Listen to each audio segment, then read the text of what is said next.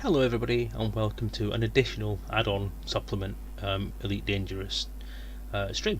Not really a stream, it's a YouTube specific video this one, so there's no interaction. Reason being, last time earlier on this evening when I tried to record this, the what was meant to be a beta stream turned out to be more of a lore stream, so the conversation with the chat people kind of took over that aspect and became more of a random kind of lore question and answer session, which took 2 hours, which was impressive.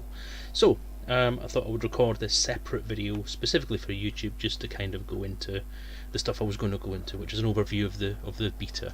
Now I'm not going to play as much as I would normally have done.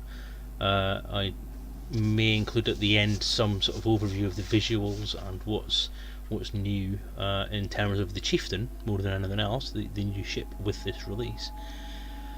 But I'm going to have to postpone the majority of the sort of visuals showing you what's going on until a different stream. What I'm going to do for this brief video is go through the new features list and give a brief overview of what I've experienced myself in the beta, and stop it there really, more than anything else. So let's have a look. So hello everybody up in the corner there. This is the remnants of the previous stream at the bottom here. This is the goodbye for everybody at the bottom there. But the screen hasn't updated oddly enough since the end of the last stream. I'm sure it will at some point. I'm not live streaming at the moment, so it may not actually update. So ignore the stuff at the bottom. Anyway, to the point.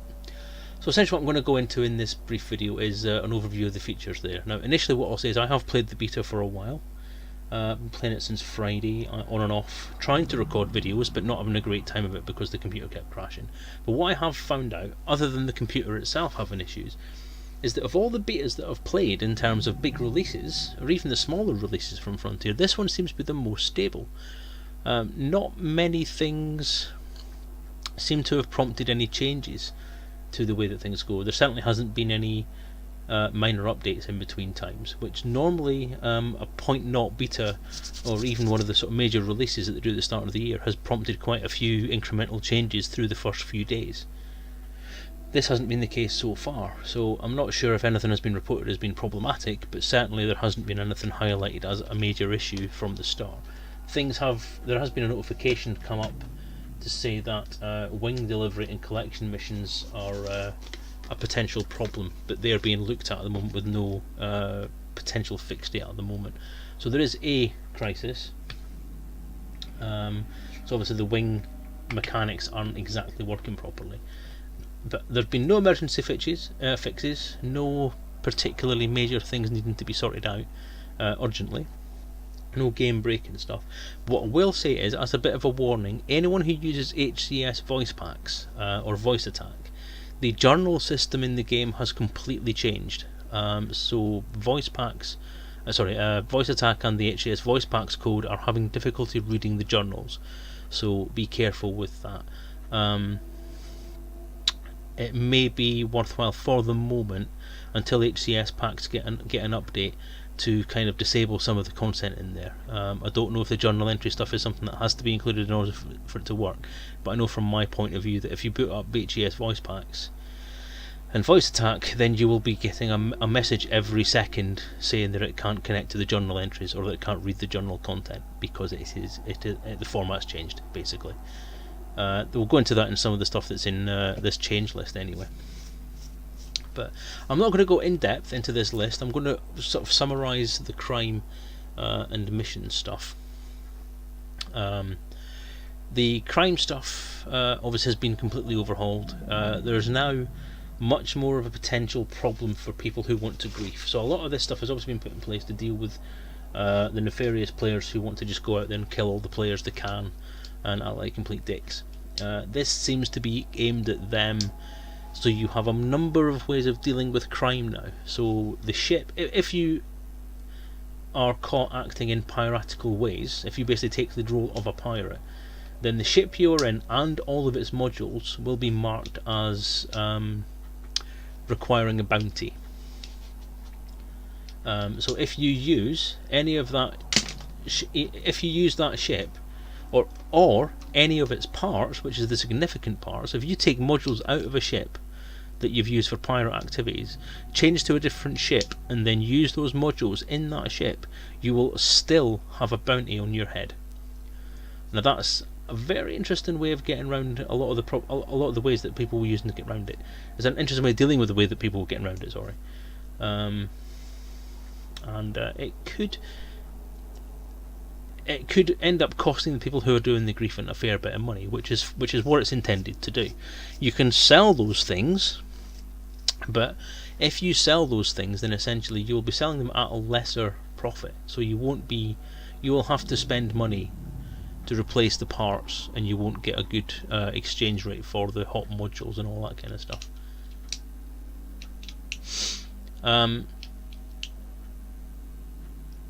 It also has an effect on your access to functions within the stations themselves. So some ship transfer and retrieval stuff, so anything that involves getting ships back and forward or services provided, essentially you'll be marked as a criminal and you will have difficulty accessing those services. So it's the stuff on the top there, the top of that list it's an interesting list. The advanced tactical response, I'm not entirely sure what that is because it hasn't been expanded on, but my assumption would be that essentially if you are engaging in piratical activity and a message is sent off or you're discovered doing that, then there is potentially a team that may be sent out to you in order to attack you or defend the ships that you are trying to attack. So ships will be patrolling the sector, you launch an attack, someone launches a beacon or sends out a distress call, and within the next half a minute or whatever, however long it takes, somebody will intercept that area. Now how it's going to be done I don't know. The mechanics of it could be just instantaneous, so it's a game mechanic rather than a realistic mechanic, so people will just appear and kick the shit out of you. Or it could be done in a more realistic way, where if you have a colleague lying in hyperspace, lying in supercruise near your location, then they would be able to see this tactical response unit approaching you. I don't know honestly how it would work. It'd be an interesting mechanic if it was done that way, because it would mean that if you're hunting in a pack as a pirate, and you as a single ship would go into the combat and attack the ship you're attacking, you could leave your colleagues in witch space in supercruise, and they'd be able to then intercept anyone who's trying to come at you, so they could pull them out of hyperspace at an earlier point before they get to you and help defend you from that. So I don't know, that would be an interesting mechanic depending on how it works. I don't know where it's been laid out anywhere. The second point there is when players destroy, they're not necessarily returned to the last port they docked at based on Prioritized list of rules. Now basically what that means is anyone with a bounty on their head who is killed may respawn at a detention centre, which indicates a fine. Well, a fine will definitely be added, but you would also have the problem of being respawned at a location potentially signifying you've spent time in prison. I'm not sure how it works in terms of time scales, because it's obviously the regeneration is instantaneous, so there's no kind of real world mechanic you can put onto that to say that you've been essentially automatically respawned at a location other than that where you last docked. So there's no in-game mechanic that would instantaneously transport your pilot from the place they were when they died to the place they were when they've served their prison sentence, and there is no prison sentence to serve. You essentially have the inconvenience of being spawned at a place far away from your other ships if you last docked at a place where your ships are all stored. So I'm not sure how that mechanic is going to have much of an effect on the criminal elements. It may be expanded on later. It has the potential to have a knock-on effect for other functionality that might be added into the game, but I don't know how that's going to work. The example I gave the last time I tried to record this was that Frontier may include a prison sentence or set of missions that you have to complete as a prisoner of the law before you will be released from that area, and if you try to leave that area then you will be instantly killed. But you could be doing something like courier missions in a Sidewinder, or you could be doing SRV missions to pick up X amount of stuff. So you could be respawned at a planetary base, given an SRV that you can use, given a ship that has no hyperdrive in it or anything like that, so you can't get out the system, and you're not allowed to buy one, and you have to do these missions they ask you to do in order to serve your time and then be allowed back into space again, at which point your bounty would be removed. Otherwise you have a bounty from that point on. The in-game mechanic possibly could work in that you're respawned at a detention centre because you have been cautioned and warned and your bounty is still in place. So I'm not sure that if a bounty is detected on someone's head, will their ship being destroyed negate that bounty anymore, or will it not? I don't know. We'll have to see. But that's the kind of the main points of that. Obviously, multiplayer crews. If you're in a ship that is committing crimes, then you will also have a bounty if you're a multiplayer member, or a multi-crew member, sorry, which is interesting and realistic, which is good. And that any of your bounties and so on will interact with most of the background simulation now, which is very good. I like it. So you can all read that yourself anyway. I'm not going to go through it bit by bit. If anybody has any questions or comments on it, then for anything that I mentioned in this video, then by all means please stick it in the comments, and I'll put it in a future video. So I'll be doing a stream next week on the same kind of content as well, if the beta's still going by then, and we'll see where it goes.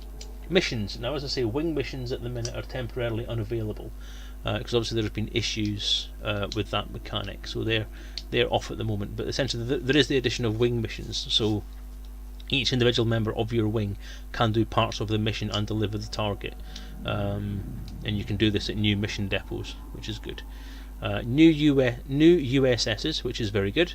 They've been needing more variety of them, and I've experienced some of them recently. Part of the play I have done in the beta has been me encountering some of the new non-human signal source, which has turned out to be a Threat 6 and a Threat 5 encounter with scouts, Thargoid scouts, which I will say are scary as fuck. They are horrible. The Threat 6 one, because I'm not particularly a combat monster as it is, I'm floating about at the minute at that point I was in my Python, which is not overly tooled up. It has a decent amount of content in it, but the Threat 6 one was a federal fleet engaging these scouts, and there was enough of those scouts. I mean, my scanner was full of ships. I didn't have long enough to actually detect what ship was which, but all I know is that as soon as I warped in, I was being attacked, and 3 scouts at one point floated across my field of vision as I was trying to get away. And no, I did not do well. I was not killed on sight. My shields were brought down within about 15 seconds, and I was then shot to the point where I had an infection, so my ship was infected by some kind of virus that ate away at the ship, basically. So these scouts are basically firing biological weapons at you, which corrode your ship, break your ship, and reduce it down to nothing. And I managed to get away from the combat zone. I managed to get back to a station, and just as I was about to land, the ship exploded. So I don't know the way out of that yet. I don't know, even if I had managed to land the ship, would it still have exploded? I don't know. But I blew to bits, very unfortunately. So poo. So the Threat 5 one was basically more of these ships in the same place. I was in the new Python at that point. I didn't go anywhere near them. They instantly started shooting at me again. I instantly warped out, and I still got hit by a few shots, but luckily my shields didn't drop and I didn't get infected in this instance, so I was fine. So that takes us to the next section, ships, which is added new alien attack craft. Yes, I found them, thank you very much. They are fucking horrible, well done. Added the Chieftain, more manoeuvrable than ships of similar size and weight from low-killed spaceways, not to disrupt punishment but to avoid it. I've been flying around in that for the last little while. Now I'm going to give you a little bit of a... Actually, I'm going to have to retune my headset. So 1 second here.